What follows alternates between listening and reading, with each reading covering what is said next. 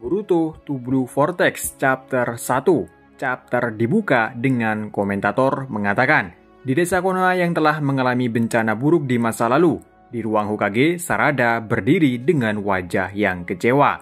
Sarada berkata, "Aku sudah menjelaskannya berkali-kali. Kenapa kau masih belum mengerti?" Lalu kita melihat penampilan Shikamaru yang berbeda. Dia mengenakan pakaian Hokage yang artinya dia adalah Hokage ke-8 setelah Naruto. Shikamaru menjawab, "Ini adalah pilihanku, Sarada. Kita sudah dekat, tapi dia melampaui batas dan membuat keadaan menjadi lebih buruk. Dia telah membunuh Hokage, dia pengkhianat mencoba membunuh Kawaki. Dia tidak akan lepas dari hukuman." Di belakangnya ada Konohamaru bersamanya. Sarada lalu mengatakan, "Aku katakan bahwa itu salah. Boruto bukan tipe orang yang membunuh Kage ke-7. Setidaknya beri dia kesempatan untuk menjelaskannya." Konohamaru meresponnya, "Jika dia tidak salah, mengapa dia lari? Dan itu juga informasi dari Eida." Sarada mengatakan, "Siapa saja akan lari jika diperintahkan untuk dibunuh. Aku mohon bahwa dia kembali dan dengarkan dia." Shikamaru menegaskan, "Dengar Sarada, sanksi terhadap Boruto sesuai dengan peraturan. Itu juga kehendak dari warga Konoha. Tidak peduli apa yang aku perintah, itu tidak akan meyakinkan mereka. Banyak orang yang tinggal di desa merasa marah atas pengkhianatannya. Sampai di sini diskusinya dan ini yang terakhir. Jika kau mengerti, kembalilah ke misimu." Sarada yang masih belum puas, dia meneriak bodoh kepada Shikamaru. Konohamaru mengatakan untuk jaga sikapnya pada Hokage. Shikamaru menjelaskan, "Sarada, aku khawatir terhadapmu. Jika tetap seperti ini, kau selamanya akan menjadi genin dan tidak akan menjadi Hokage." Sarada berpaling dari Shikamaru. Dia berkata, "Apa karena ayahku pengkhianat seperti Boruto?" Shikamaru berkomentar, "Ini tidak ada hubungannya dengan Sasuke. Ini tentang kau yang sebagai shinobi di Konoha." Sarada berkata, "Hokage ke-7 dulu membawa kembali ayahku yang telah meninggalkan desa dan melakukan kejahatan. Dan Hokage ke-7 tetap menjadi Hokage meskipun seorang genin. Aku selalu mengikuti Hokage ke-7 sebagai contoh, bukan kau." Sementara di dimensi lain terlihat Naruto dan Hinata tertidur. Wajahnya tidak berubah karena di dimensi ini dia tidak terikat dengan waktu. Dan juga kita melihat Kawaki di tempat itu sedang memperhatikan keduanya. Kembali ke Konoha, Sarada berjalan bersama dengan Sumire. Sumire mengatakan hampir semua orang telah terkena dengan Zeno, dan mereka tidak menyadarinya. Faktanya di mata mereka, kita yang telah dirubah putra Hokage ke-7 adalah Uzumaki Kawaki. Bagi mereka itu adalah fakta sejak awal. Itu adalah fakta yang jelas. Sarada berkomentar, Boruto telah terbalik. Sebagai orang luar yang mengkhianati mereka semua, pengkhianat yang tidak berterima kasih, Kawaki lahir dan besar di desa dan tubuhnya telah diubah oleh Kara. Maha Kuasa perlahan-lahan menghapus kegelisahan dan pikiran mereka. Mereka sekarang sepenuhnya telah dicuci otaknya dan mereka tidak ragu lagi. Ini kekuatan yang konyol. Bagaimana kita cara menghadapinya? Lalu kita pindah tempat. Kita melihat Eida bersama bocil kematiannya, yaitu Daimon. Daimon berkata, "Mereka masih belum menyerah." Eida berkomentar, "Sama seperti pesonaku, kekuatan Zeno. Baru-baru ini akhirnya aku mampu lebih lanjut tentang kemampuan ini." Sarada dan Sumire bersama mereka berdua. Sarada berkata, "Aku tidak bisa menyerah. Apa kau pelajari informasi lain?" Eida mengatakan, "Yang aku tahu itu adalah kemampuan yang mewujudkan keinginan dan mengubah menjadi kenyataan. Zeno adalah kekuatan dari Otsutsuki. Situasi ini diciptakan oleh Kawaki. Yang berubah adalah ingatan semua orang tentang Kawaki dan Boruto sudah selesai ditulis. Akibatnya, posisi mereka tertukar." Sarada bertanya apakah ada cara untuk mengembalikan semuanya seperti semula. Eida menjawab, "Aku tidak tahu. Meskipun kita membiarkan mereka semua orang tahu tentang Zeno, tidak ada yang akan memahaminya." Sarada berkomentar, "Itu bisa dipahami jika kita hanya menjelaskannya kepada mereka dengan benar." Eida berkata, "Pikirkan lagi. Kalian akan menjadi satu-satunya yang dituduh memiliki ingatan yang salah. Terus terang akan lebih baik jika kalian menyerah saja untuk mengembalikan semuanya. Menulis ulang ingatan baru adalah realistis, hanya jika kau mau menanggung resikonya. Walaupun begitu, ini sangat aneh. Mengapa kalian tidak terpengaruh meskipun kalian bukan Otsutsuki? Zeno tidak akan terpengaruh terhadap Otsutsuki dan tidak terpengaruh dengan pesonaku. Ini juga tidak bekerja kepada Daimon." Daimon berkomentar, "Kalau mereka masih saudara, karena tidak terpengaruh juga." Aida berkata, "Tapi kalian wanita yang berbeda. Kenapa kalian bisa memiliki kenangan masa lalu?" Eida bertanya apakah mereka terpesona terhadapnya waktu itu. Lalu Sumire mengingat pesan dari Shikamaru di masa lalu. Shikamaru berkata, dengar, jangan sampai mereka tahu tentang itu. Terutama Daimon. Faktanya, jika mempelajari pesona tidak akan berfungsi pada salah satu dari kalian. Dia akan sadar dan kau akan dibunuh. Apa kau mengerti ini? Jika mereka mengetahui ini, tidak ada jaminan apa yang mereka lakukan pada kalian. Kembali ke masa sekarang, lalu Sumire mengatakan, tunggu, aku sudah menjelaskannya berkali-kali. Kami hanya pamer, tidak ada siapapun yang tidak terpesona oleh kemampuanmu kan? Eida menatap mereka dengan tajam. Eida berkata, kau benar, itulah yang aku pikir. Sementara Daimon menatap dengan curiga, Sarada dan Sumire kelihatan panik. Sepertinya mereka tahu cara menghadapi pesona Aida. Dan karena itu mungkin mereka berdua tidak terpengaruh terhadap Zeno. Kita pindah tempat, kita melihat Kawaki sedang berdiri sendirian. Lalu Mitsuki datang. Kawaki berkata, jangan keluarkan niat membunuh seperti itu Mitsuki. Itu membuat susah bernafas. Mitsuki berkata, bahkan sekarang Boruto masih ingin membunuhmu. Dia memiliki kemampuan Otsutsuki yang sama sepertimu.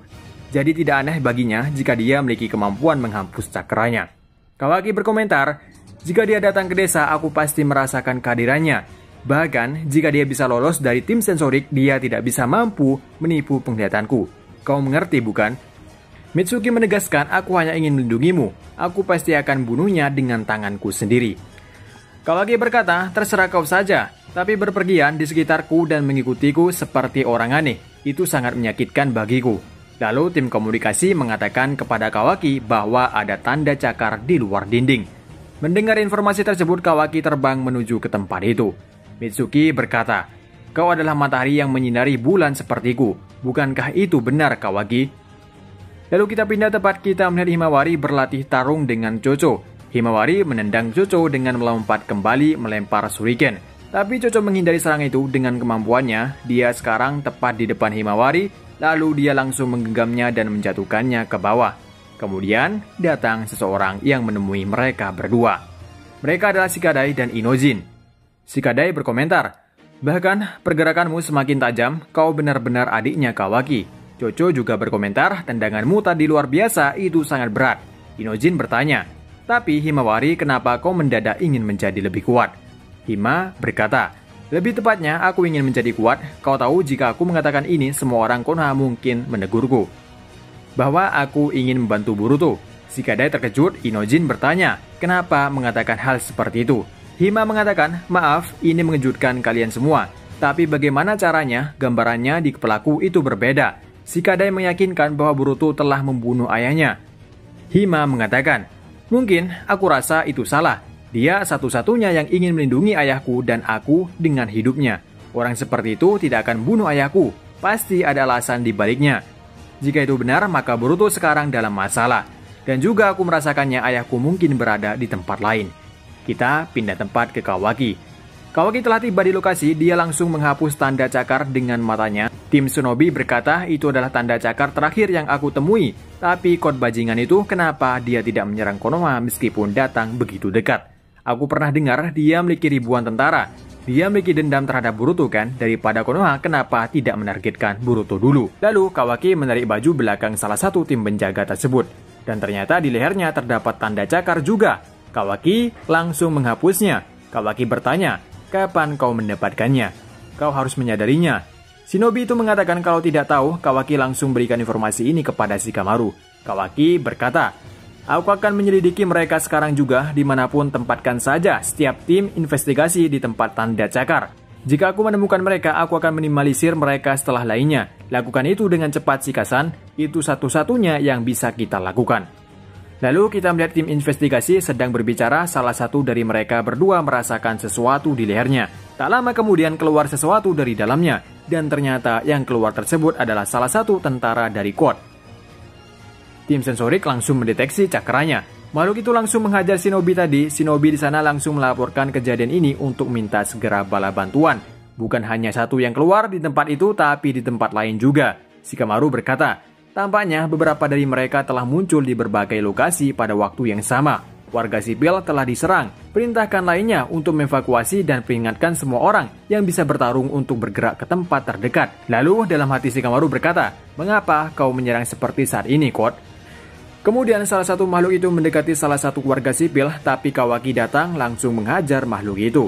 Dan di tempat lain juga Sarada datang. Dia menendang makhluk tersebut. Sarada berkomentar dari mana datangnya mereka. Makhluk yang dijatuhkan Sarada tadi tiba-tiba keluar makhluk lainnya dari tanda cakar di kepalanya, bahkan keluar lagi dari tubuhnya yang dia jatuhkan oleh Sarada. Dan yang terakhir keluarlah Code dari tubuh makhluk itu. Code berdiri di punggung pasukannya, dia mengatakan hari yang baik Uchiha Sarada.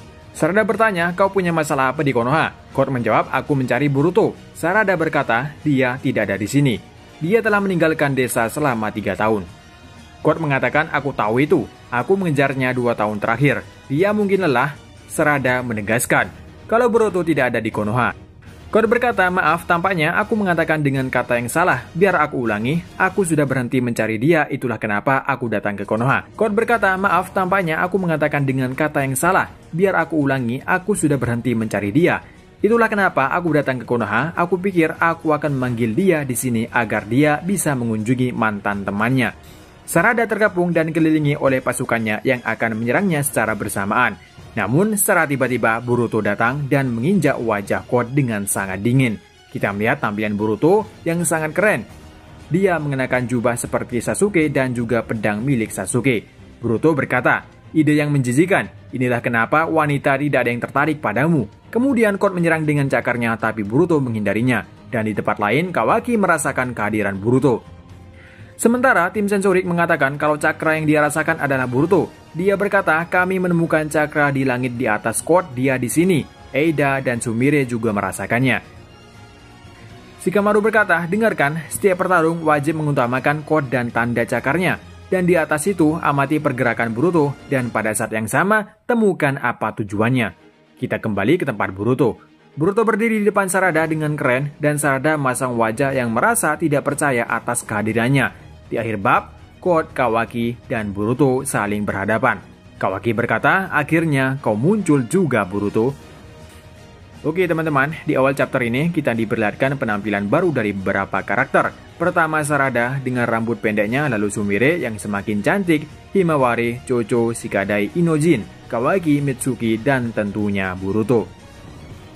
Di chapter ini, Eida dan Daimon tampak curiga Sarada dan Sumire menyembunyikan sesuatu kalau mereka berdua kenapa bisa tidak terpengaruh terhadap pesona Eida. Ternyata Shikamaru dulu pernah mengatakan mereka berdua cara mengatasi pesona Eida. Mungkin ini alasan mereka berdua tidak terpengaruh terhadap kemampuan Zeno. Tapi kita belum tahu sepenuhnya apa alasan Sarada dan Sumire bisa lolos atau tidak terpengaruh dari Zeno. Lalu di time skip ini, Shikamaru yang menjadi Hokage ke-8. Dan pastinya ini bukan sementara, karena mereka telah menganggap Naruto telah mati. Jadi Shikamaru diresmikan jadi Hokage ke-8. Dan untuk Konohamaru, aku rasa setelah Shikamaru menjadi Hokage. Lalu keadaan Naruto dan Hinata terlihat baik-baik saja, bahkan wajahnya tidak menua. Itu artinya mereka berada di dimensi yang tidak terikat waktu. Dan yang terakhir, baru awal chapter sudah akan terjadi pertarungan di mana di akhir bab Code, Kawaki, Boruto bertemu. Kemungkinan mereka bertiga akan bertarung saling mengalahkan di chapter selanjutnya. Dan sampai ketemu lagi di review manga lainnya. Dan sampai jumpa. Dan terima kasih. Sampai ketemu lagi.